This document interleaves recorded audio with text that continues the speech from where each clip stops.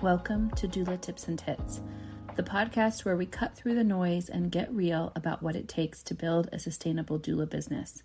I'm Kaely Harad. I've been a doula informally for 14 years and full-time for 7.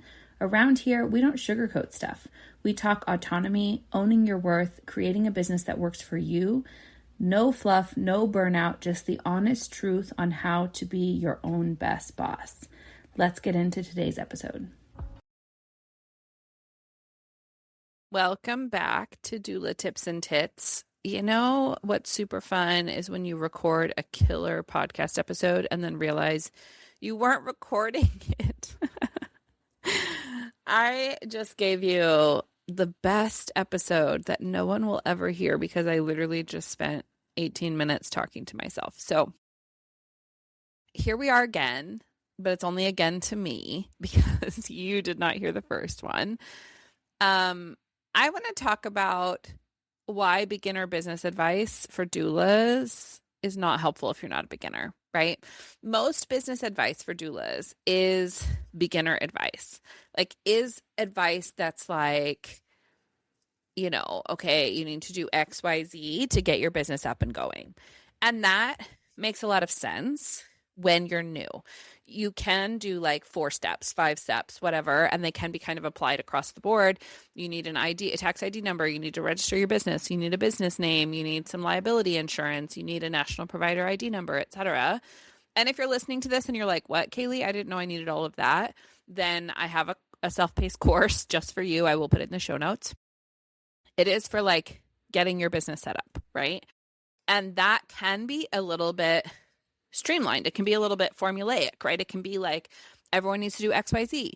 But the reality is, if you're not a brand spanking new doula, your nuanced need needs to be met with nuanced coaching. And what do I mean when I say that? So what I mean is what you actually need is dependent on what is happening in your business. So if you say to me like, Kaely, I feel really stuck. What should I do? I don't have answers for you. I have questions because I'm like, why do you feel stuck? Where are you in your business? What is stuck about it? Like what's going well and what's not going well? And what do you like and what do you not like? Right? Like I genuinely have a ton of questions for you before I have even the slightest bit of advice. And I suppose if you said to me like, Kaely, I've been a doula for 4 years and I'm feeling kind of stuck and burnt out. What do you think I should do? I do have advice. My advice is you need to hire a coach, right? You need to hire a coach to help you figure out what to do, because the truth is that we sort of talk about doula business as if some people do it well and some people don't. And it's just like, gosh, I wish I was one of the ones who did it well. That's not true. Like, that's not true at all. What you need is some strategy and some direction, right? So like, let's say I have this scenario a lot with doulas that I talk to. Well, they'll say to me like, okay, Kaely, I'm 40 to 45 years old. And when I was 30 or 35 even, I set up my business where I was going to attend 5 to 6 births a month. But now that I'm 45, I can attend 5 to 6 births a month in the sense that many people want to hire me. So I'm like, quote unquote, fully booked at all times, but I actually don't want to attend 5 to 6 births a month. And I feel like my body isn't going to be able to keep doing that. And I don't know what else to do because this is how I built my business. And I would say that is a result of building for the moment and not building for strategic long-term sustainability. And that's why that matters so much to me, because I'm like, the reality is if you hit 45 and you're saying to me like, I can't keep doing this like tomorrow or today or yesterday even, then we should have been talking about this 2 years ago, right? Like it's not that it's too late, but it is like definitely easier to plan in advance for what this will look like, right? And And I think we sort of live in this reality of like, I'll deal with that when I come to it. And it's like, does that ever really work well for people? Like, is that really a strategic move? No, it's not. We're just like hoping for the best, crossing our fingers and like moving on with the day, right? That's not intentionality. It's not informed decision making. It's not supported strategy. It's not sustainability. Like, that's not what that is. And when we look at like, okay, this is your like middle business. You've been a doula for 5 years, 6 years, 7 years. You've attended 100 births and you feel like you should have arrived at some kind of, accolade of some sort, right? Even just your own feeling of rest and satisfaction. But the reality is that also this work is so freaking intense that you sort of just arrive at this place of like, damn, am I proud of myself? Yes. Am I exhausted? Also, yes. If I want to keep doing this, or if I need this business to continue to grow, what am I going to do that? And that's where it is not a 1, 2, 3 prescription for everybody, because it needs to be something that we all have individualized thoughts about, right? Individualized ideas about what it can look like.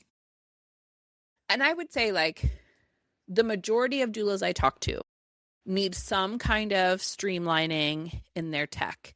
They need some kind of streamlining and templates in their communication with clients. They need some kind of price changes or raises or package adjustments or whatever. But those 3 things even aren't always the same things, right? And so even there, I could say like every doula who's attended 100 births needs to streamline their templates for their communication with their clients.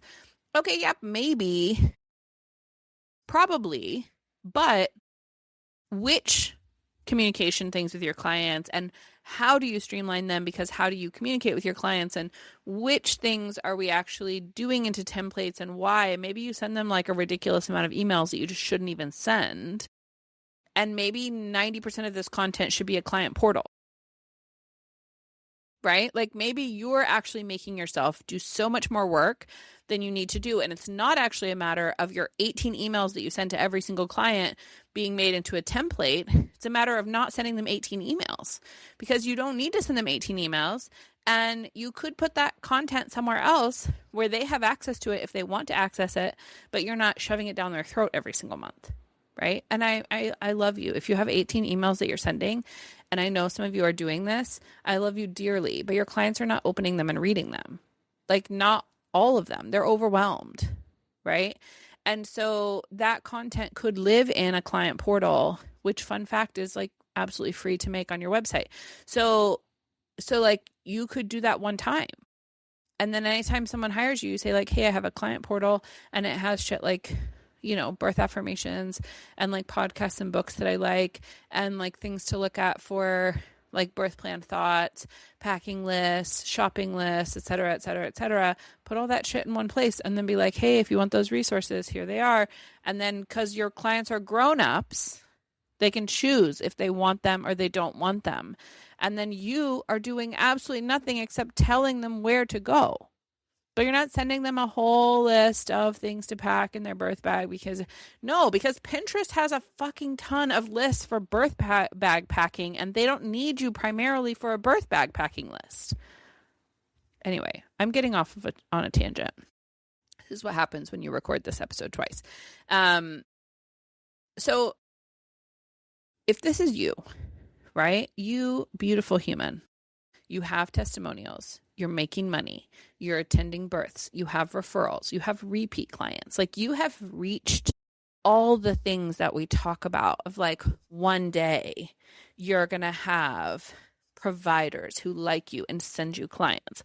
One day you're going to have attended 100 births, right? You've reached those things and you still feel super stuck. What do? You literally have to go piece by piece in your business to see why you're stuck, where you're stuck, and what to adjust. And that is exhausting work, my friend. So for me as a coach, I don't love the thought that you can't do this without me. You can do this without me.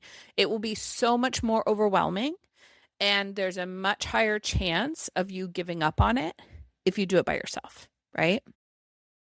Together, I can balance change with affirmation. I can balance encouragement with adjusting, right?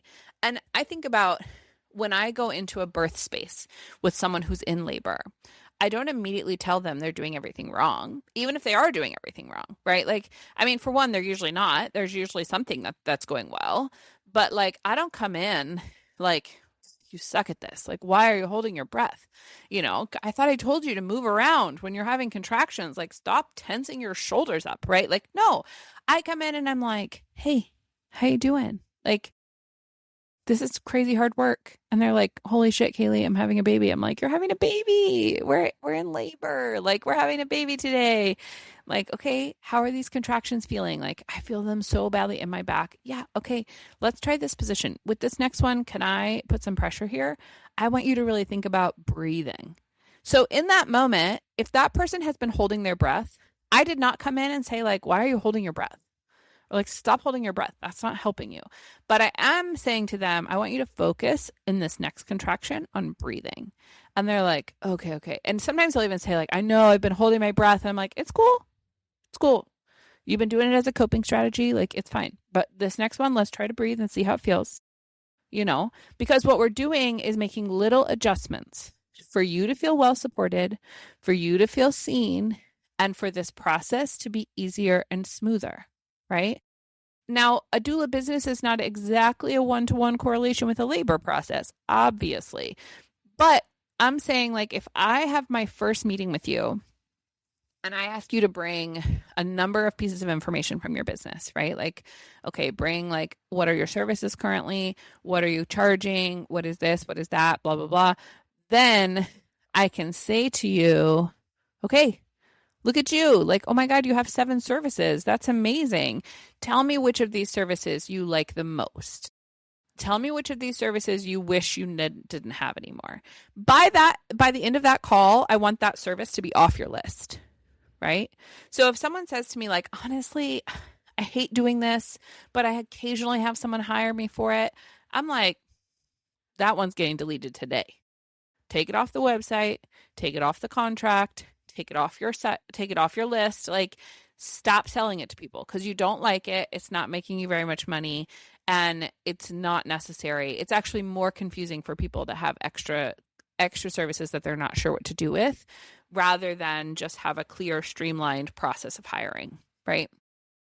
So there are ways that we can make adjustments immediately, but there are also things that I might start to kind of challenge your thinking. Like, what would it look like if you were the most expensive doula in your city, right? What would it look like if you raised your rates because your family needs you to do that? Like, what does it look like to be like a luxury doula? And I hate that term, but like, demographically, is that what you need to be? Maybe not, right? Not everyone is that. Some folks come to me and they're like, listen, Medicaid folks are my jam and that's where I want to stay. And I'm like, okay, great. How do we make that sustainable, right?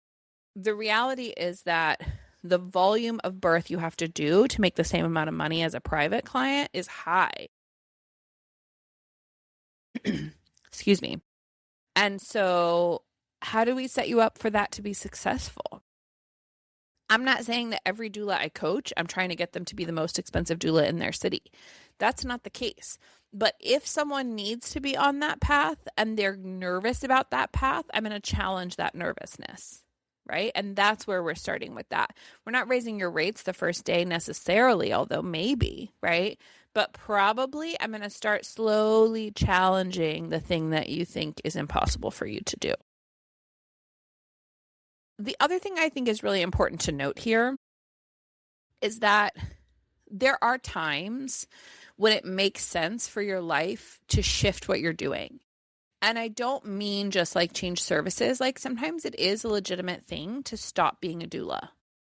And I just want to say that because I think when we talk about sustainability and burnout, I think we don't always leave space for folks that are like, no, this life actually is not working for me. Okay, that's fine. Like, you're allowed to have a career change, right? You're allowed to decide the the unpredictable nature of this work is unsustainable for you. Like, you're allowed to do that, right? And also, I don't want that to be something that happens because you don't have the support that you need to make this sustainable for you, right?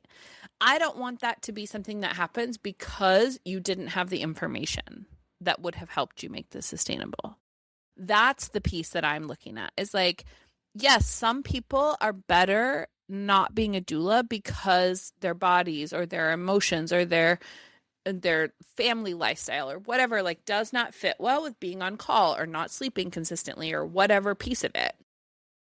But also, there are times when someone was literally made to do this work, like, is so aligned with this work and feels like they can't keep doing it because they don't have the support that they need to make it sustainable.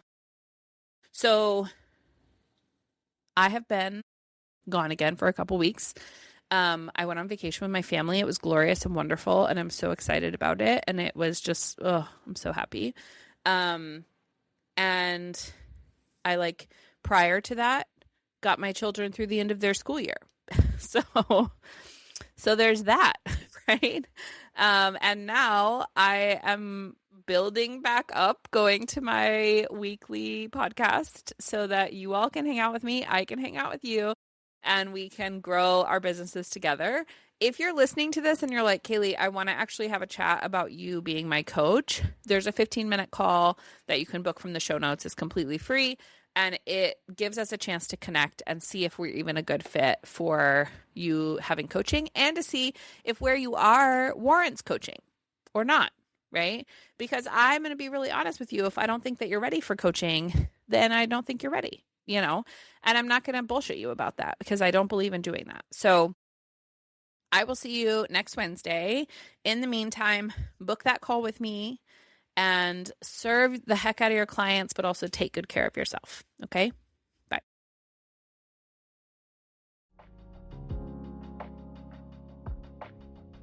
Thanks for joining us for this episode of the Doula Tips and Tits podcast. If you learned something today or had an aha moment, we'd love for you to share that on Instagram and tag us at @HurrahDoula so we can celebrate alongside you. If you found this podcast helpful, we would so appreciate you taking a second to leave a rating and a review on your favorite podcast app. That helps other doulas find us as we do this work together.